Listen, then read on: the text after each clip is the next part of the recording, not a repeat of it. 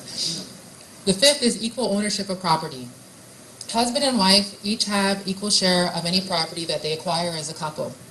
This week, Dilma said that she wants a law passed that gives men the right to keep the family's home only after divorce if he retains custody of their children. While a lot of positive change for women has been effected, there are still Brazilian laws that are unequal between men and women, which will hopefully be changed in the future. There are 120 days of paid maternity leave, while for paternity leave he has 7. Men can remarry immediately after divorce, however the woman has to wait 270 days. An accused or convicted rapist is exonerated if he marries the victim. Someone doesn't like that.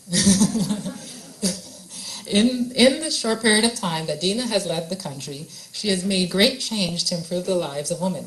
Why? Because she is a creative leader who understands what it feels like to have been treated unjustly, and through courage and perseverance, she effected change. The last country I'll discuss with you today is Iceland. How many people have heard of Iceland?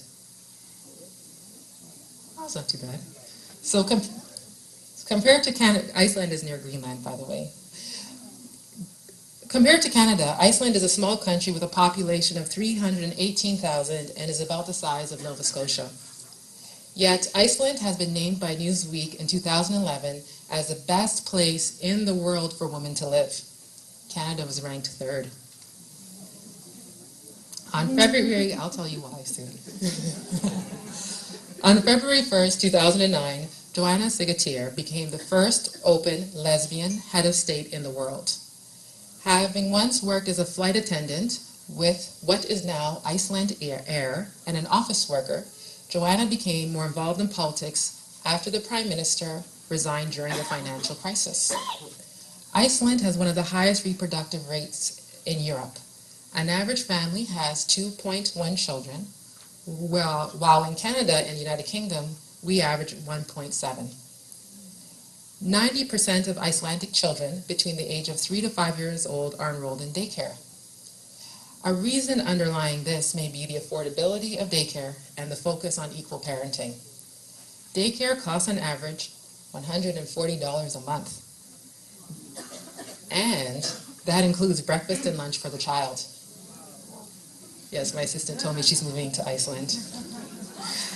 Paid maternity and paternity leave are 3 months each. Parents also get an additional 3 months leave that may be transferred to each other, so that one of the parents may have parental leave of 6 months. Some of Joanna's accomplishments to advance the right of women includes the ban of profiting from nudity. Strip clubs are banned. Paying for nudity in restaurants and other means of employers profiting from nudity is illegal. She wants women to be recognized as equal citizens rather than commodities for sale. There is a ban on the purchase of sex. She also paved the way for Parliament to vote in favor of same-sex marriage in 2010.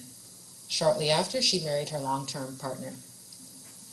She introduced a law that will take effect next year, which makes it mandatory for corporations to have at least 40% of each gender on their boards. There is also a law which authorizes the removal of a perpetrator from a home when domestic violence is suspected.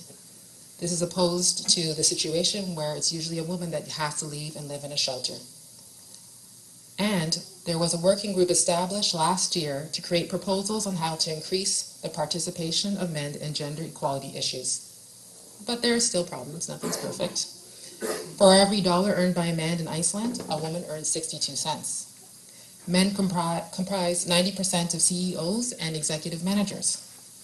Joanna, who started off her career as a flight attendant, is now leader of a country. She did not make her sexual orientation or her work history prevent her in believing in herself. She has made substantial change to improve the lives of women because she is creative, she's driven, and she's persistent. Yes, Joanna is a woman, and yes, she can. The contributions made by women to help empower other women are endless.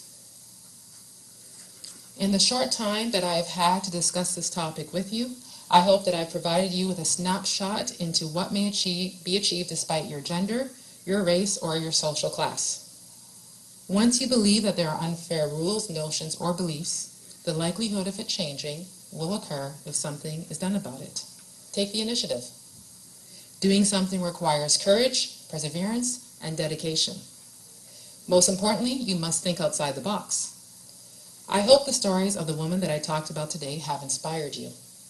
They are only a few of the hundreds of thousands of women around the world who make a difference in the promotion of women's rights. I challenge each one of you to be an inspiration to other women. Each of us needs to take some risks and lead the way to further change and empower women of every nationality, color, religion, class, and in every country around the world. I am a first-generation Canadian. My parents, right there, were immigrants to this country